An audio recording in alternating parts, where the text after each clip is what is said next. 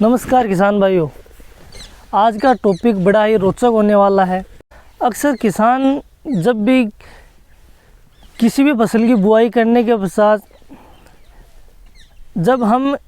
उसकी पैदावार बढ़ाने की बात आती है तब हर किसान यूरिया का इस्तेमाल ज़रूर करता है। लेकिन मैं आज आपको यूरिया को छोड़कर यूरिया से कम लागत में हम यूरिया से अधिक कैसे उत्पादन ले सकते हैं, यूरिया को छोड़कर हम ऐसी कौन सी चीज़ डालें जिससे कि अधिक उत्पादन किसानों को मिले। तो एक नॉर्मल हम भाषा में समझे कि जब भी हम गेहूं की बुआई करते हैं तब हम यूरिया का इस्तेमाल सबसे ज़्यादा करते हैं, जबकि किसानों को ये समझना होगा कि यूरिया की ज़रूरत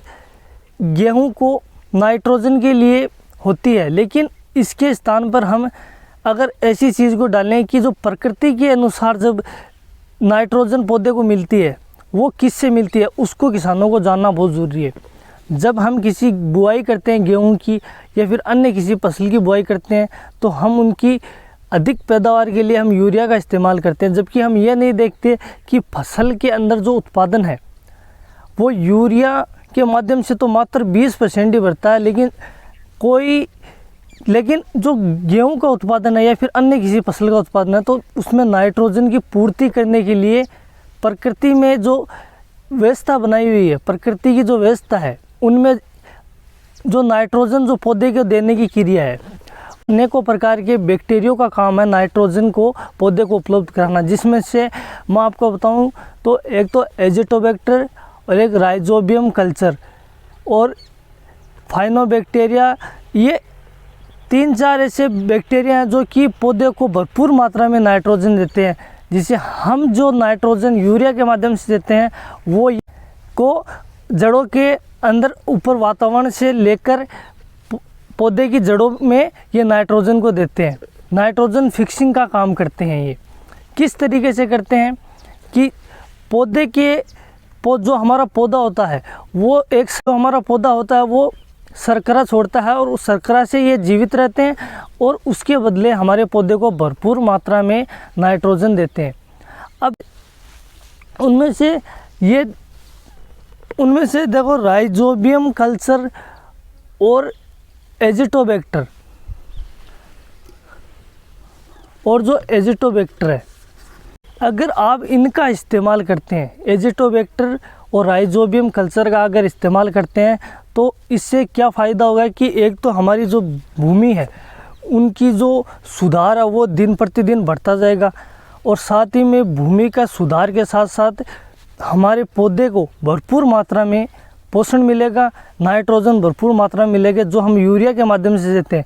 उसकी जगह ये यूरिया की पूर्ति करेगा और इसका कोई ज़्यादा खर्चा नहीं आता। अगर हम एक बार इसको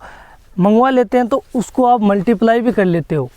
एजिटोबैक्टर को आप मल्टीप्लाई कैसे करते हैं उसके बारे में एक छोटा सा फॉर्मूला है। आप इसको जैसे हम दूध को दही में बदलते हैं तो उसमें जावण का माध्यम होता है, तो उसी की तरीके से इसको भी आप 200 लीटर पानी के अंदर डालकर 2 केजी गुड़ डालकर, जो पुराना गुड़ होता है उसको आप डालकर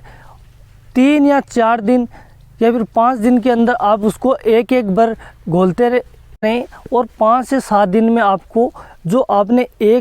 जो बोतल मंगवाई थी राइजोबियम कल्चर की, नाइट्रोजन जो 100% पौधे को दे पाता है वो मात्र 1 केजी का होता है तो वो 200 लीटर बन जाता है। उसी को आप अपने ड्रिप के माध्यम से, किसान भाइयों का एक सवाल होता है कि हम इसको उपयोग में कैसे लें। इनको आप बीज उपचार में भी इसका उपयोग में ले सकते हो। मर्दा का उपचार होता है, आप उसको बुआई से पहले भी डाल सकते हो और बीज उपचार में तो डालना ही डालना है और साथ में हम इसको अगर फसल की प्रत्येक सिंचाई में भी इसका उपयोग कर सकते हैं। कोई ख़ास ज़्यादा इसका खर्चा नहीं होता है, सिर्फ मेहनत के बल पर हम इसको आसानी से खेत के अंदर उत्पादन को क्षमता को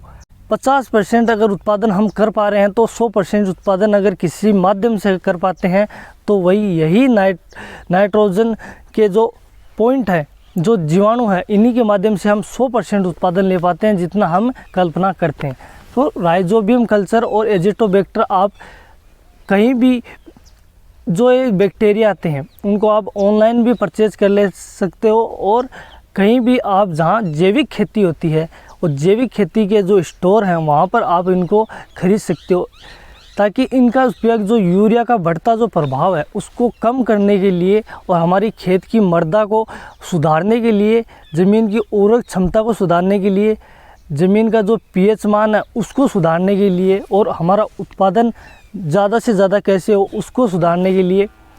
और साथ हम जो खाद तत्व हैं उनको भी हम जैविक खाद से बनाए हुए जो बिना किसी जहर मुक्त जो अनाज है उसको हम कैसे बनाएं, उनकी ओर हम बढ़ सकते हैं। तो आज का विषय नाइट्रोजन फिक्सिंग करने वाले बैक्टीरिया का था, जिनके बारे में रूबरू आप हुए,